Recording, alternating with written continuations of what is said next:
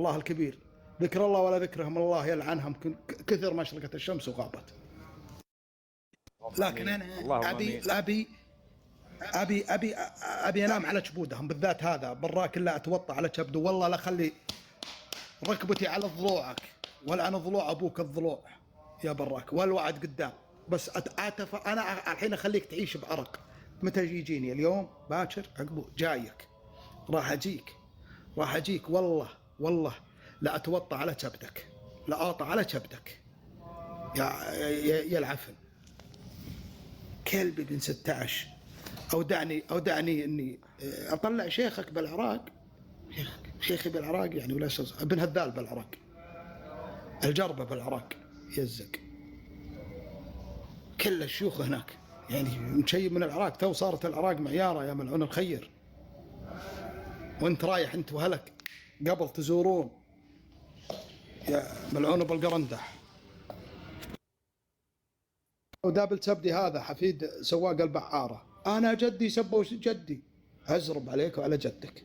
ليه صار جدك منه؟ حديهم جدك من هو جدك؟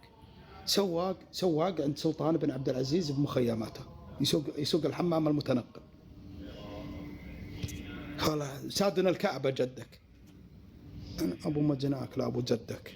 لا انا وصلت معي خلاص، صرت اتكلم مثل ما يتكلمون.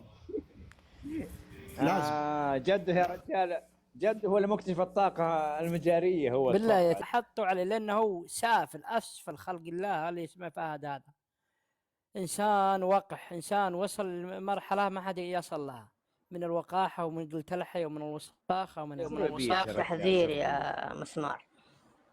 والله كبس ويا ترفع عن اسلوبهم، لكن الكلام يعني الكلام الطيب والكلام اللين معهم ما ينفع. لازم انك ترد باسلوبه. العقاب من جنس العمل، هو وش عامل نسوي نفسه. العقاب من جنس العمل. تتكلم انا والله لا جبتها له ولا جبت طاريها له، لعنة الله عليه وعلى هلا، سبوا اهلي وسبوا امي وسبوا اجدادي، ويتكلم وطعن بنسبي. زين، وانا ارجع واعيد واقول تطعن بنسبي، اجي اخطب منك تعطيني بعباته، تقول جدك بنتي بعباته. يعني هو اللي بدا، والله العظيم انا ما بديت، ولا اترفع انا عن اسلوبهم. اصلا اول اذا يوم ما كان بيني وبينهم خلاف، يوم كنت اسمع اسلوبهم الساقط هذا اسحب نفسي، اقول ارفع نفسي عن هالامور هذه. اسلوب منتهي، كل واحد يعكس بيئته. هل هو اللي ربابه، اللي ربى بيئته اللي ربى فيها. لا، ودليل انهم ساقطين. تكلم عن شخصيه براك، شخصيه شاذه بحفر الباطن، وذكرها وقال الله يذكرها بالخير، الله لا يذكرك بالخير يا المعفن يا الشاذ، هم شكله شاذ بعده.